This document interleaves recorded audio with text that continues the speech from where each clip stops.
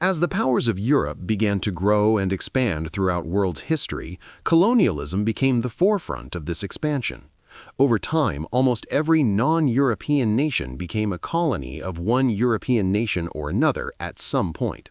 Only a few countries managed to escape becoming overpowered by the Europeans, which makes us wonder, how did they do it? For a nation like Thailand, which was surrounded by British, French, and Dutch territories, there seemed to be no hope of avoiding colonialism. And yet, somehow, not the British, nor the French, or even the Dutch ever colonized Thailand, and neither did any other European power. So if Thailand was never subject to colonialism, how did it manage to pull that off?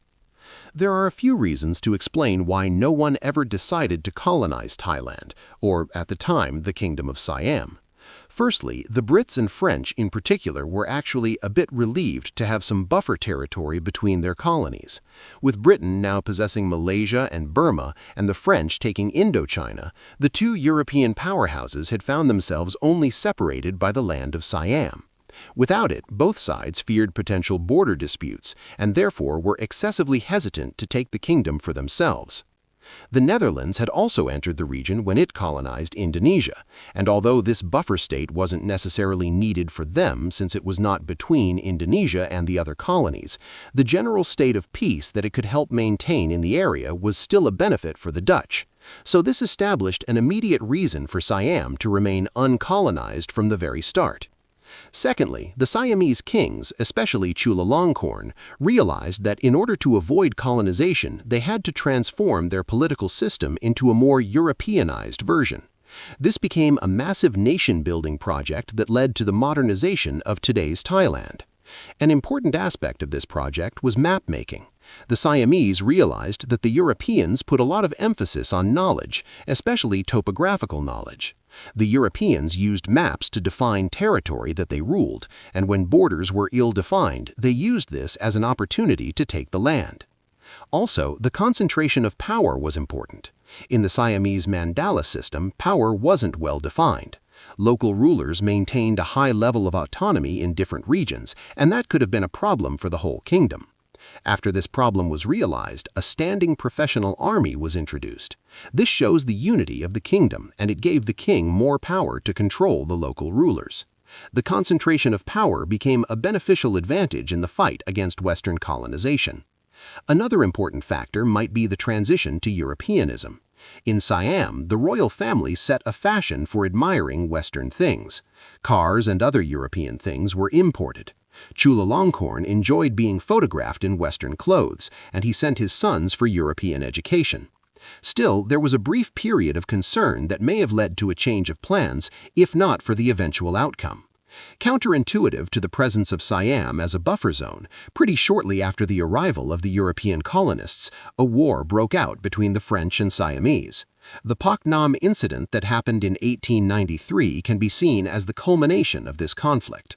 Previously, the French and Siamese had come to an agreement that allowed the French to pass freely all the way up to the Pak Nam Islands, and so they decided to do just that.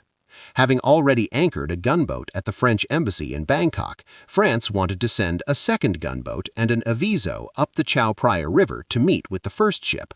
For some reason, the Siamese decided that they no longer wished to permit free passage to the French in this instance, and instead forbade the French from continuing their journey. Unsure of what to do next, the French commander, Captain Bory, tried to await further instructions from Paris, but no such messages came. The French consul, Auguste Pavy, suggested that the ships anchor at Khoi Sichang temporarily until they received proper advice as to how to continue. He informed Bory of the warning given by the Siamese and hoped that this would be enough to pause the journey and avoid any conflict. Bory, contrarily, was more focused on his need to move forward. Given that the next chunk of his voyage necessitated a high tide, Bory wanted to hurry along his way regardless of what the Siamese wanted.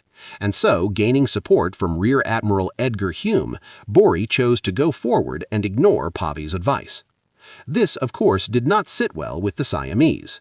As night began to set on July 13th, the French followed high tide and continued on their path toward the Pak Nam Islands. The French were unaware of the fact that the Siamese had already been prepared for their entry, having been waiting in their battle stations. At first, the Siamese would have been unable to see the French ships approaching due to heavy rain and low clouds.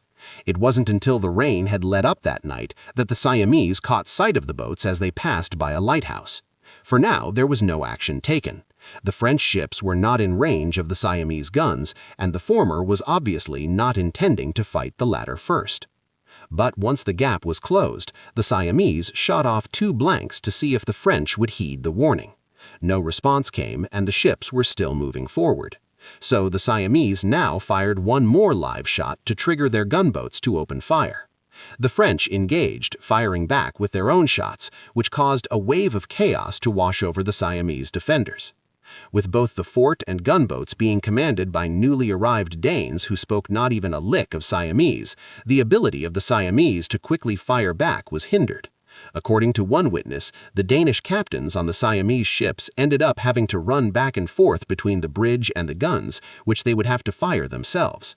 The situation scarcely differed at the fort. Likely due to unorganization and lacking effort by the Siamese, the French were shortly able to pass through mostly unscathed and reach Paknam. This entire encounter angered the French, especially considering the fact that it was a violation of a prior agreement made by the 2 sides. The initial punishment given by the French was to establish a blockade of the river after the French ships had headed back home. This, unfortunately, had a significantly negative effect on British trade as well, which prompted the Brits to put pressure on both sides for negotiations. This was not the first time that the French and Siamese had clashed over political disputes, though. Since the arrival of the British and French, more and more pressure was put on Siam, and they started to lose some of their territories. Earlier on in the previous year, tensions had started to rise after the French Governor-General of Indochina had sent Auguste Pavie to bring Laos under French authority. Other incidents, such as the expulsion of 3 French merchants by 2 different Siamese governors, also sparked an anti-Siamese sentiment back in France, which only encouraged the brewing friction. This would later prompt Pavie to demand that the Siamese evacuate every last military post that they had onto the east of the Mekong River, as he claimed that this region truly belongs to Vietnam. As part of this pressure, Pavie sent what would be the first French gunboat anchored in Bangkok. Before that, though, in April, the French sent a military force into the disputed region to take control. Eventually, the Siamese did agree to give Laos over to France, which required a new treaty between France and Britain to establish clear borders between French Laos and Upper Myanmar, which was in British hands. It was significantly important for both sides to not only define these borders, but also to ensure that peace could be maintained with the Kingdom of Siam. It remains the case that a buffer territory would be ideal for the British and French colonies, and both sides were dealing with enough of their own problems within the surrounding lands to want to risk a war with each other. This alone could have stopped Thailand from being colonized. Subsequently, the Siamese started to pass sweeping economic, military, and administrative reforms. This created a new centralization process in Siam, which greatly pleased the West and led to Britain and France reiterating their neutral stance and insisting they had no plans of occupying, colonizing, or in any other way taking over the territory of Siam. By 1910, a series of updated treaties had established the borders of modern-day Thailand. That same year, King Chulalongkorn died and was succeeded by his son, King Rama VI, who had been educated at the Royal Military Academy Sandhurst and the University of Oxford, which helped contribute to the leadership's westernization.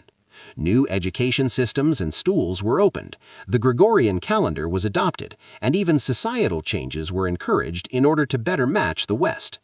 Following a brief failed palace revolt in which a group of young military officers attempted to overthrow the king in favor of a more westernized institution, the First World War broke out. Likely to keep the peace with the West, Siam declared war on Germany and Austria-Hungary, and its role in the war would eventually earn its place in the Peace Conference of Versailles. This new level of relevance on the global stage greatly protected Siam from the potential risk that they faced in the past from Western colonization. As Siam now moved towards a constitutional monarchy and eventually became Thailand in 1939, the threat of any Western invasion was essentially non-existent. Due to a combination of geography, resistance, and assimilation, the Siamese proved to Britain, France, and any other colonial powers that it was best for everyone that they remain free and uncolonized. Thanks to the position of the French and British on either side and the policies under the later Siamese kings, Thailand managed to escape colonization. Thank you for watching.